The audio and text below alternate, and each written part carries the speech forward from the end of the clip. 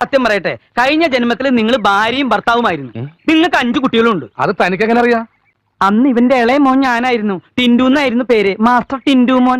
Nursery പഠിക്കുമ്പോ sugar വന്ന് മരിച്ചു. ഏത് സ്കൂളില്? Little flower convent girls high school Nadathara. എടാ, അവക്ക് നിന്നെ ഇഷ്ടമാ.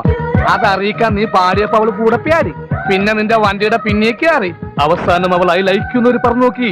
എന്നിട്ട് നിനക്ക് മനസ്സിലായില്ലല്ലോടാ. കുളിപ്പിച്ചു മാറാനുള്ള ഡ്രസ്സാ. അയ്യോ, ഞാൻ കുളിച്ചിട്ടില്ല. എന്നാലും കുഴപ്പമില്ല, ഡ്രസ്സ് മാറിയേക്കാം. ഒരു മരണ വീടല്ലേ? നിനക്കല്ല, ശവത്തിനാ. പിന്നെ ശവം കുളിച്ച് ഡ്രസ്സും മാറി ഇപ്പൊ ഷോപ്പിങ്ങിന് പോകാൻ പോവല്ലേ?